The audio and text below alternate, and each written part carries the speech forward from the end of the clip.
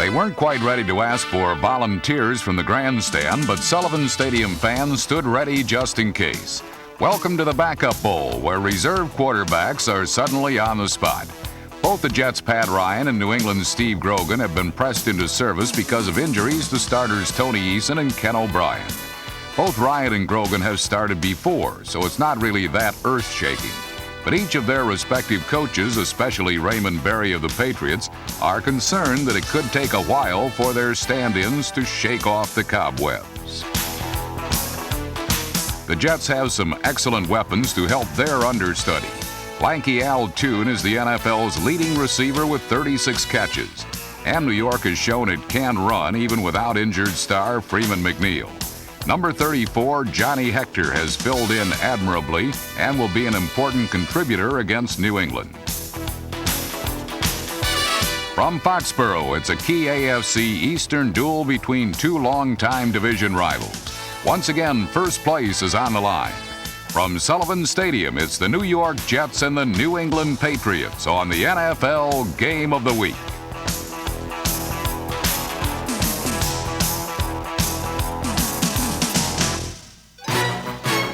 New England's defense is one of the toughest in football, so the Jets didn't try anything fancy on their first series. To allow Pat Ryan to get his feet wet, New York stuck with basic runs up the middle. Johnny Hector got the call, but Johnny wasn't able to get much yardage for his efforts.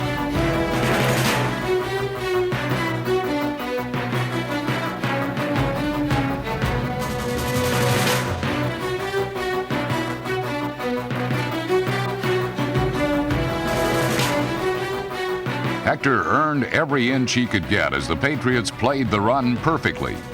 The Jets got better results when Ryan went to the air. Once again, the calls were safe calls, with most of the action going into the short zone of uncomplicated pass routes.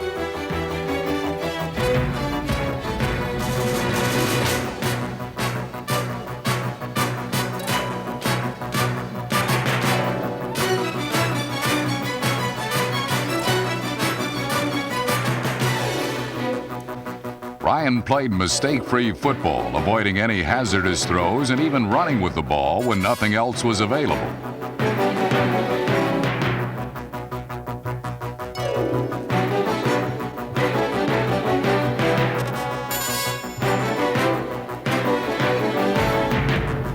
The efforts of the Jet passing game finally loosened things up for Hector, who would carry the ball 10 times on this first drive alone. From the one, Hector concluded this marathon 17-play march with a short touchdown plunge, and the Jets had the early lead. New York had eaten up over 10 minutes on their drive, then got the ball right back when the Patriots failed to move. Quarterback Steve Grogan's timing was still a bit rusty, as he missed on 3 straight pass attempts. In fact, the Patriots' time of possession for the entire first quarter was a mere 23 seconds.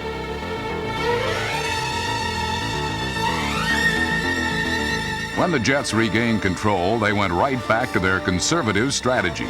Again, it was old number 34 up the middle. And this time the Patriots were especially eager to ram the heck out of Hector.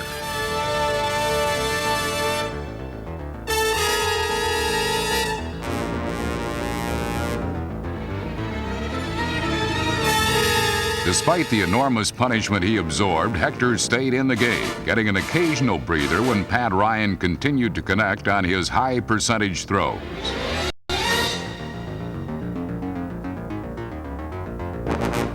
Tight end Mickey Schuler, number 82, made 2 big catches on the Jets' second series, turning a short pattern into the longest Jet gain of the day.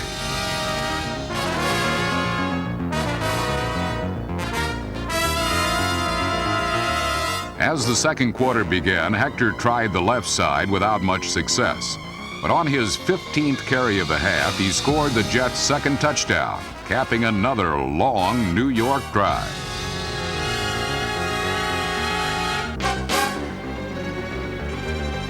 In an earlier loss to New England this year, the Jets totaled only 2 field goals. Now, early in the second quarter in unfriendly Foxborough, the New Yorkers already had a 2-touchdown lead.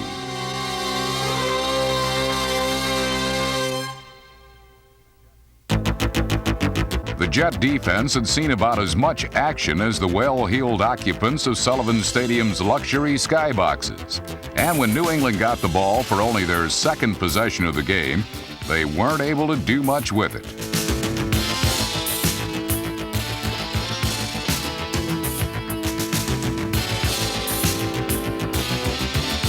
The Patriot offense wasn't moving, and it was obviously frustrating to them. In fact, their initial first downs both came by a penalty. The Jets were keeping Grogan from getting into any rhythm, and when the Pats did get off a good play, they punctuated the action with a self-destructive mistake.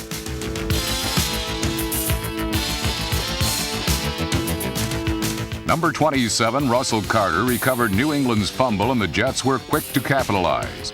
New York ran off another 5 minutes before settling for a field goal. It was an historic boot for kicker Pat Leahy. It marked his 20th consecutive field goal without a miss. Only the 23 straight by Washington's Mark Mosley is better. New York's lead was expanding by the minute as the shocked partisan crowd began to wonder what was happening to their team. When the Patriots got the ball back, they were still incapable of doing anything.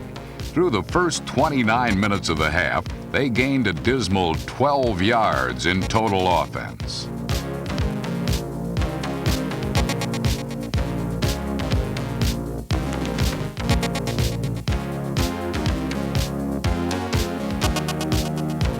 After another fruitless series, the Patriots relinquished the ball and New York promptly scored again.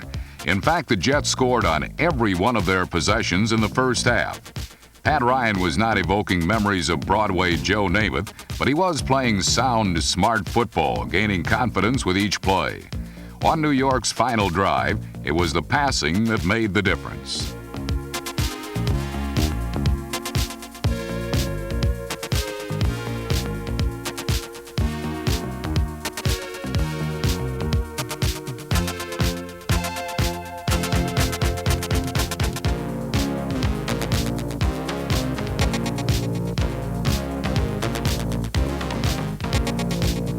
New England appeared to stop Ryan when nose tackle Brent Williams sacked him for a loss. It was the first time the Patriots got to Ryan all day, and it obviously left a painful message. But Ryan pulled himself together and went right back to the air. And with a little unintentional help from New England, the Jets were soon on the doorstep again.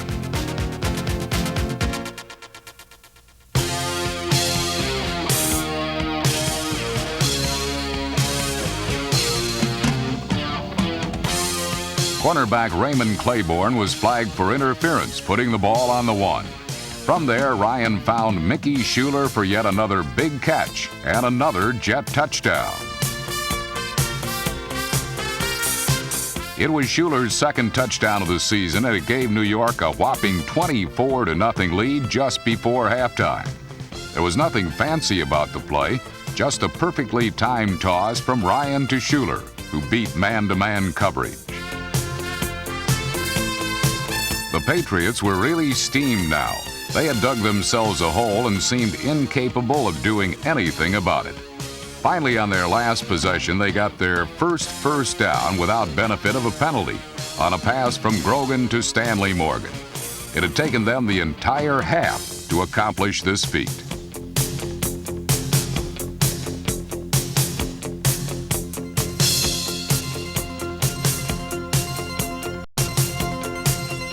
Morgan's 44-yarder set the stage for another Grogan bomb, this one to Irving Fryer in the end zone.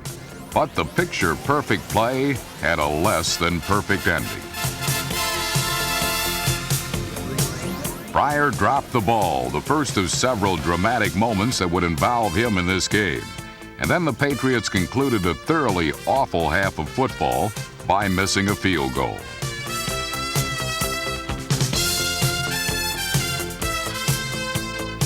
New England appeared to be dead in the water and the Jets were rolling. But the second half would be so radically different from the first that it was hard to believe it was the same game. The Jets would have to hang on by their fingernails as the Patriots mounted one of the most stirring comebacks of the season.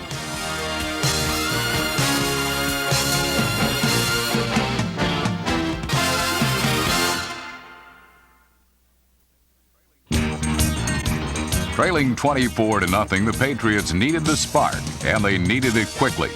They got it on the opening kickoff of the second half when Stephen Starring, number 81, raced 52 yards to midfield to give New England excellent field position.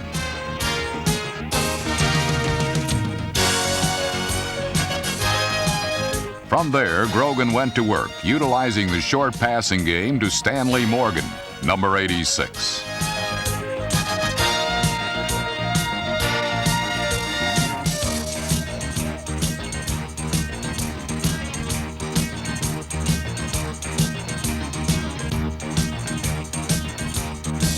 Two Morgan receptions brought the ball inside the Jets' 10-yard line. But at that point, the visitors held, and New England reluctantly settled for Tony Franklin's field goal of 26 yards.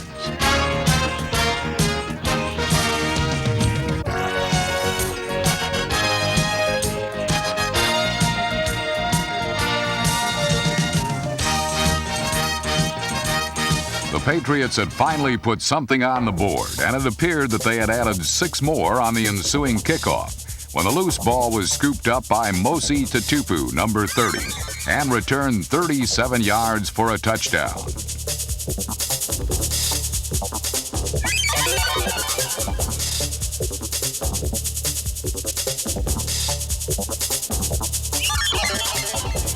But the instant replay was invoked, and it was ruled that the New York return man was already down when he fumbled, nullifying the recovery and the score. The blow was severe for the Patriots, but they rebounded on their next possession with their most important play of this divisional battle.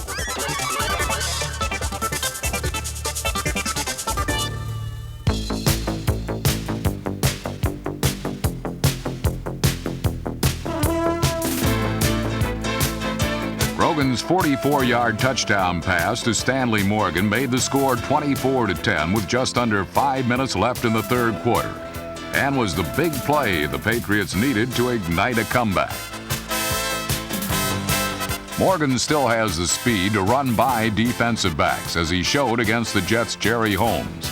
It was Morgan's 7th touchdown of the year, and part of a day that would see him end with 7 catches for 162 yards, giving him close to 700 receiving yards in the season's first 6 weeks.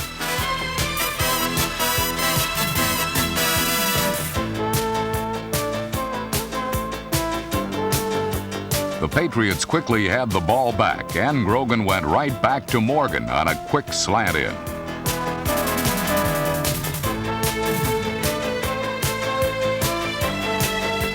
The loose ball was pounced on by the Jets' Russell Carter, number 27, and it appeared that the Jets had gained possession. But again, the instant replay was invoked, and the play was ruled an incomplete pass. No fumble, no Jets recovery. On the very next play, the Patriots hit on their second big pass play in less than 3 minutes.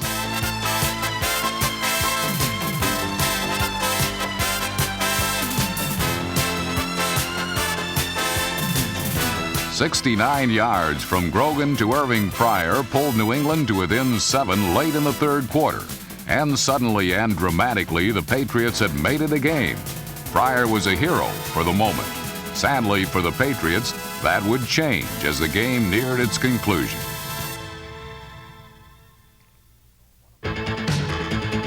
One of the game's biggest plays was also one of its least conspicuous. This punt by New York's Dave Jennings to end the third quarter didn't seem too important at the time, but it went out of bounds at the Patriots' 6-yard line.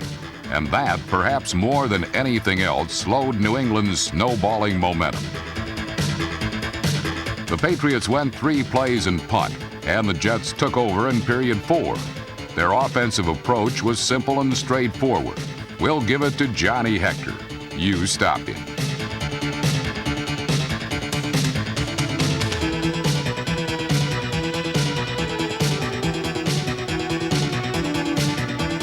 The Patriots could not stop Hector's quick, effective bursts, as number 34 carried 7 times in an 11-play, 63-yard drive that consumed nearly 7 minutes of the fourth quarter clock.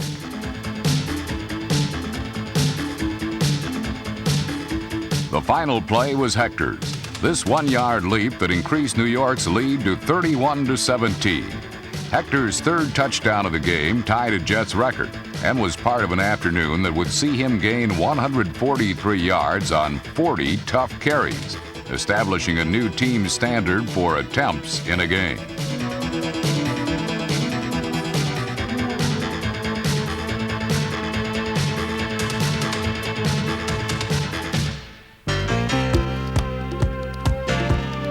While Hector pounded out small bits of yardage on the ground, Grogan procured large chunks through the air.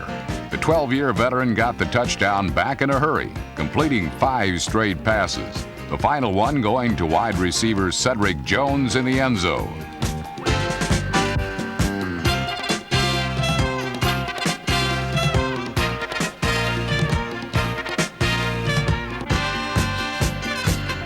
The Patriots had bounced back in a hurry. Jones' score cutting the Jets' lead to 31-24. Just over 5 minutes remained in what had become a very competitive game.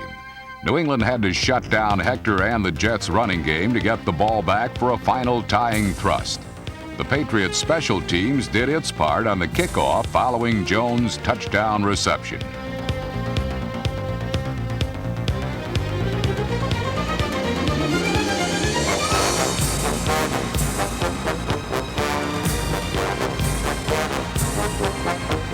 Rookie Mike Roos' hit left the Jets deep in their own territory. New York needed first downs and had hoped that Johnny Hector could continue his record-setting performance by grinding out enough yardage on the ground to keep the ball away from the explosive Grogan.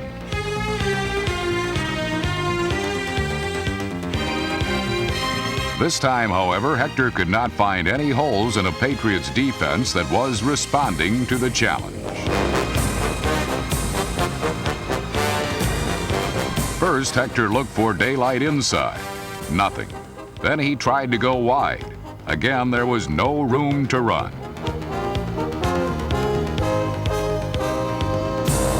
The defense had gotten the ball back in the hands of Grogan and the Patriot offense late in the fourth quarter, and there was no reason to believe that Grogan could not pull off a miracle.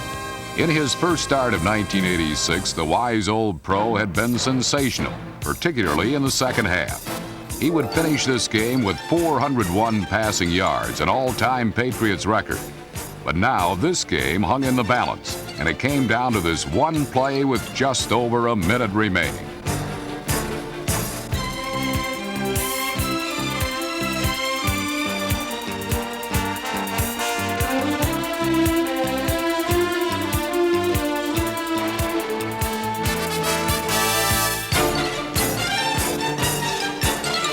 Irving Pryor fumbled the ball following a gain of 31 yards that would have brought the ball deep in New York territory.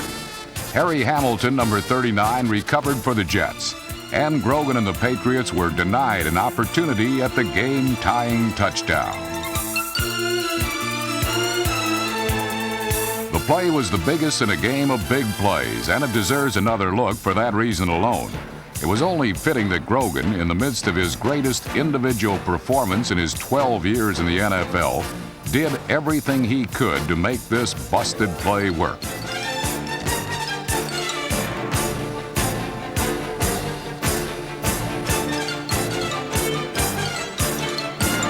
But then, unfortunately for the Patriots, the outcome was no longer in Grogan's hands. Even more unfortunate was the fact that the ball was no longer in Pryor's hands, and that spelled defeat for the Patriots.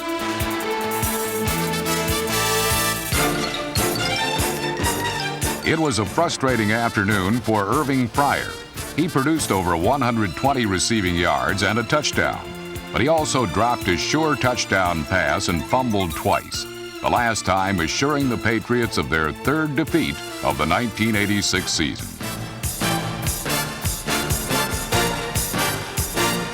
On the other side, it was an exciting day for a reserve running back getting the chance to show he belongs in the NFL. Johnny Hector had the kind of game usually reserved for the likes of the Paytons, the Allens, and the Rodgers of the league. Now, no one is suggesting that Hector belongs in that category of greatness, but on this afternoon in New England, he was the leading man in the thrilling and hard-fought Jets victory.